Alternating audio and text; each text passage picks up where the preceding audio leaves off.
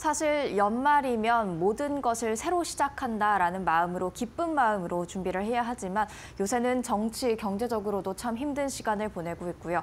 또 주말 사이에 무한 참사로 인해서 많은 슬픔들이 가득한 연말이 되고 있는 것 같습니다. 삼가 고인의 명복을 빌겠습니다. 네, 굉장히 어려운 시기를 지나가고 있습니다. 기뻐야 되는 연말이지만 그 어느 때보다도 약간은 차분하고 또 암울하게 지나가고 있는 시기인데요. 이러한 부분들이 국내 증시에는 어떻게 반영이 될지 오늘 저희와 함께 꼼꼼하게 살펴보시길 바라겠고요. 일단 뉴욕 증시 상황도 함께 챙겨보도록 하겠습니다. 지난주 마무리됐던 뉴욕 증시 상황, 연말 산타 랠리에 대한 기대감을 크게 가져가긴 했었지만 연말로 갈수록 그렇지 못한 상황들이 증시에 펼쳐지고 있는데요. 지난주 금요일의 분위기부터 체크해볼까요? 네, 3대 주요 지수 일제히 하락하는 모습이었습니다.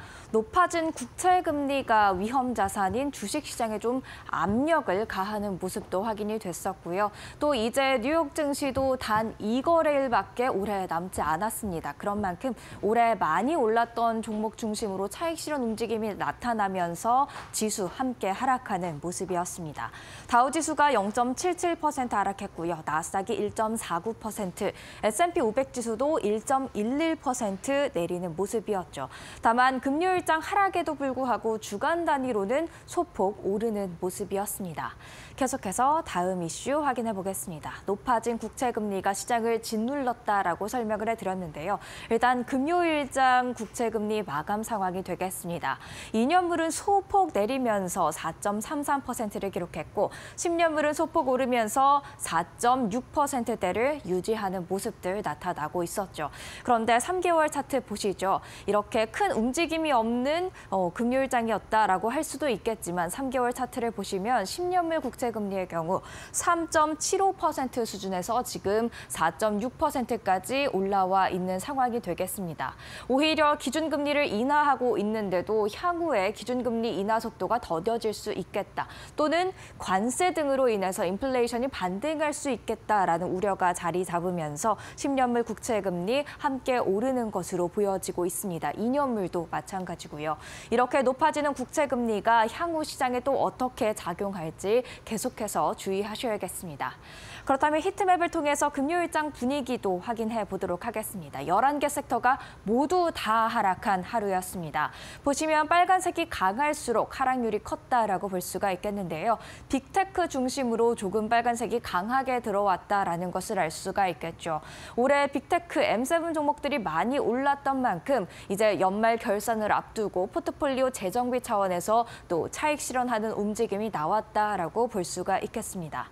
그렇다면 특징주 하나하나 살펴보도록 하죠. 먼저 빅테크 정리를 해봤습니다. 일단 애플 시가총액 4조 달러에 근접하고 있는 애플인데요. 애플도 지난 금요일장에서 1.32% 하락했고요. 엔비디아 올해 정말 많이 올랐죠. 그만큼 12월 들어서는 힘을 좀 못 내고 있는 모습들인데 2%대 하락률 금요일장에 기록했습니다. 마이크로소프트와 알파벳도 1%대, 아마존도 1%대 하락률 기록했고요. 메타 올해 조용히 야금야금 많이 올랐죠. 0.6%가량 하락했고요. 테슬라 대선 이후에 굉장히 급속도로 오르고 있었는데 일단 금요일장에서 4.95% 다시금 내림세로 돌아왔습니다. 그리고 브로드컴 12월에 지금 실적 발표한 이후 계속해서 상승 가도 달리고 있었죠. 그런 만큼 시가총액도 8위로 성큼 올라오는 모습이었는데요. 금요일장에서는 1.47% 하락세를 보였습니다.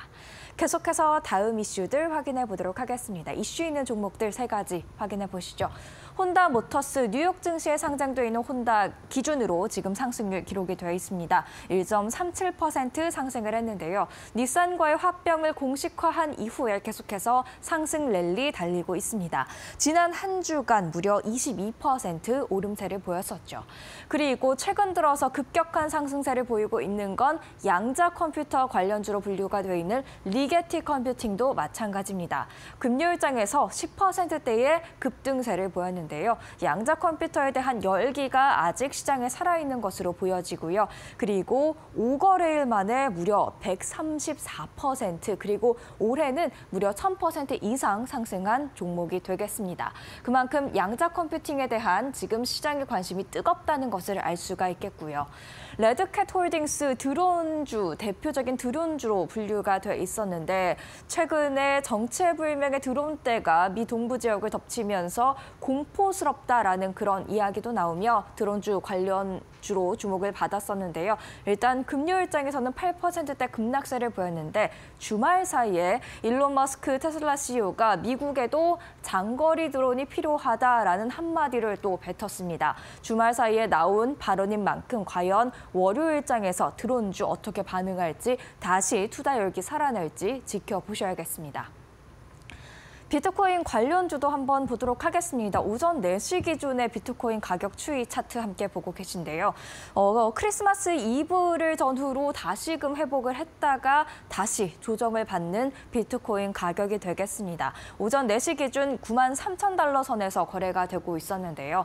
비트코인 관련주도 따라서 약세를 보이는 모습이었습니다. 마이크로 스트래티지와 코인베이스 3%대 하락을 기록했고요. 마이크로 스트래티지처럼 비트코인을 매수해서 이에 대한 차익으로 조금 매출을 올리려는 전략을 가져왔던 KULR 테크놀로지 그룹 마찬가지로 3% 가까운 하락률을 기록했습니다. 목요일장에서 40% 이상 급등을 했었는데 그 전략에 대한 효과는 이제 끝났고 비트코인 가격에 따라 또 주가 흐름 나올 것으로 예상되고 있습니다.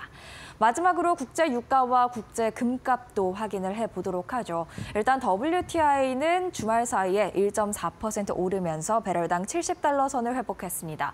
미국의 원유 재고가 예상했던 것보다 더 크게 감소하면서 가격 상승 압력으로 이어진 것으로 풀이가 되고 있고요. 국제 금값은 소폭 내렸습니다. 0.8%가량 내렸는데 일단 관세 정책 등으로 인해서 내년에 인플레이션이 어떻게 될지에 대한 우려감이 조금 작용한 것으로 보여지고요. 그리고 국채금리 상승도 금값의 하방 압력으로 작용을 하고 있습니다. 다만 금요일장에선 내렸지만 내년에 이 금값이 온스당 3,000달러까지 갈 수 있다라는 전망들 계속해서 나오고 있다라는 점은 참고하시면 좋을 것 같습니다.